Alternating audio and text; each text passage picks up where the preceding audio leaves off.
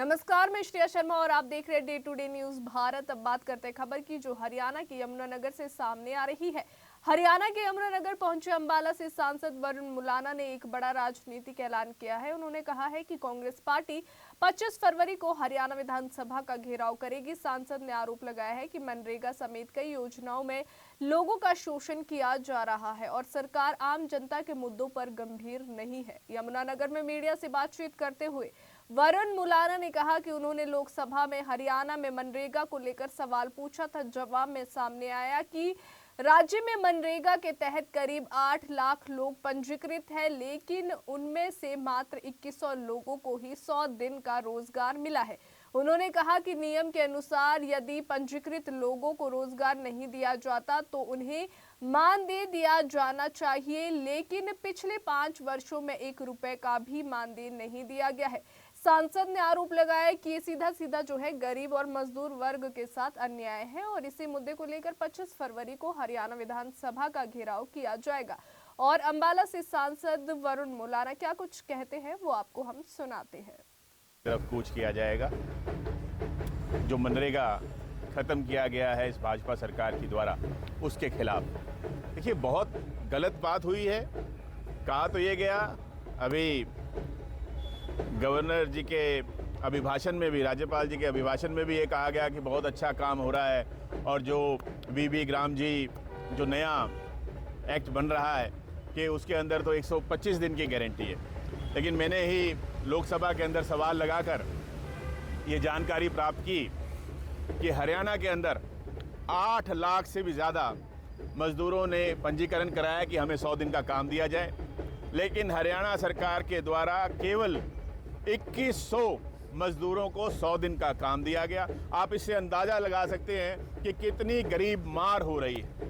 और जो प्रावधान था कि जिसको यदि मजदूर को जिसको 100 दिन का रोजगार देना है, यदि वो नहीं दिया जाता है तो उसको मानदेय मिलेगा, कंपनसेशन मिलेगा। एक भी व्यक्ति को, एक भी मजदूर को पिछले 5 सालों में इस मौजूदा भाजपा की सरकार ने 1 रुपया भी नहीं दिया। ये हालात हैं। आप उम्मीद लगाइए, जब ये 100 दिन का रोजगार नहीं दे पा रहे थे, ये 125 दिन का देंगे। ये गरीब विरोधी सरकार है और इसीलिए मिलजुल कर कांग्रेस पार्टी जो है एक ये घेराव का जो कार्यक्रम है वो 25 तारीख को रखा गया। सभी कांग्रेस रहेगी। और देखिए गरीब आदमी अपनी आवाज भी उठा नहीं सकता, इसलिए कांग्रेस पार्टी गरीब के साथ खड़े होके उनकी आवाज उठा रही है कि यदि वो सामने आ जाएगा, वो बता तो रहे हैं हम सबको, लेकिन अगर वो सामने आएंगे तो उनका तो मस्ट्रोल से नाम भी कट जाएगा। उन्हें तो ये भी नहीं पता कि उनके साथ कितनी बड़ी जाति हुई कि जो उनको भत्ता मिलना चाहिए था वो भी सरकार ने नहीं दिया है।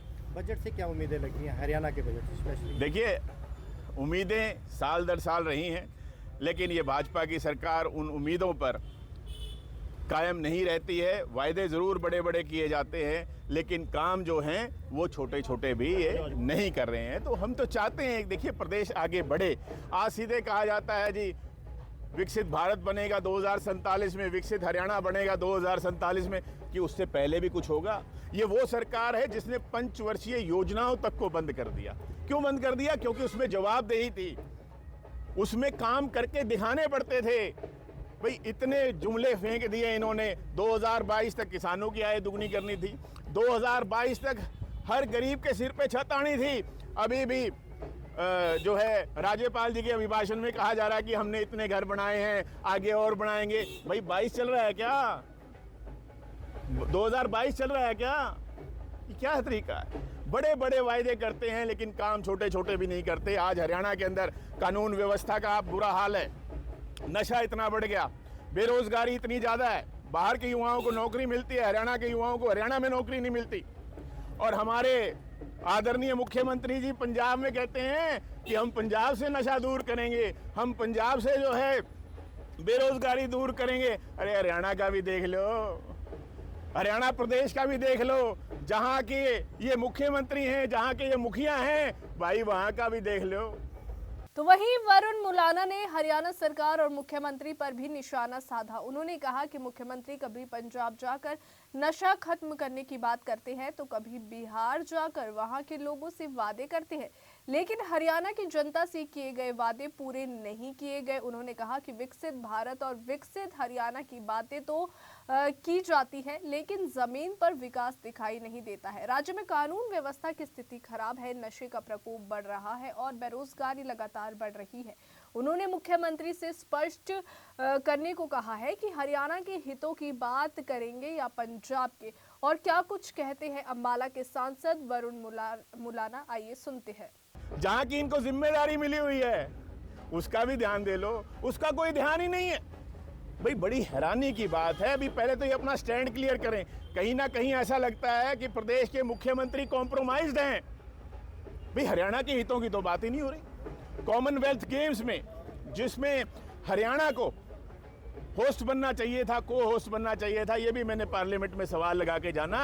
हरियाणा ने अप्लाई तक नहीं किया, हरियाणा ने मांग तक नहीं करी कि जिस हरियाणा से आधे से ज़्यादा मेडल कॉमनवेल्थ में आते हैं, ओलंपिक गेम्स में आते हैं, वहाँ पर वो होस्ट तक नहीं बनेगा। कॉमनवेल्थ दिल्ली में हुए थे जी, कितनी तरक्की हुई थी। यही कॉमनवेल्थ गेम्स हरियाणा में हो तो कितनी तरक्की हो। हमारे जो खिलाड़ी हैं उनको कितना सहारा लगे, आने वाले सालों तक वो आगे बढ़ें। लेकिन इस सोच हरियाणा सरकार की, जो भाजपा की सरकार है, उसकी नहीं है। पानी, भाई SYL पे सुप्रीम।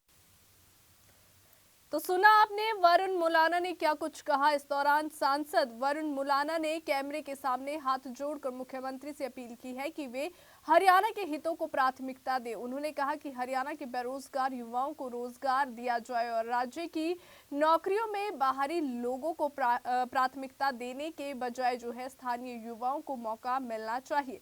सांसद ने दोहराया कि जनता के मुद्दों को लेकर कांग्रेस सड़कों पर उतरेगी और 25 फरवरी को विधानसभा घेराव के जरिए सरकार को जवाबदेह बनाया जाएगा। अंबाला से हमारे संवाददाता राघव विज की रिपोर्ट। तो अभी के लिए फिलहाल इतना ही। आपको बता दें कि फील्ड में हमारा कोई भी रिपोर्टर किसी से किसी भी प्रकार का उपहार या विज्ञापन स्वीकार नहीं करता है, ना ही किसी को ब्लैकमेल करता है। हम समाज में दबे कुचले लोगों की आवाज बनते आए हैं और आगे भी बनेंगे। साथ ही हम ऐसी कोई खबर नहीं दिखा रहे जिससे पाखंड फैले और भोली भाली जनता मूर्ख बने। देश और दुनिया की ताजा खबरें जानने के लिए देखते रहिए day to day news Bharat और हमारे चैनल को लाइक, शेयर और सब्सक्राइब करना ना भूलें।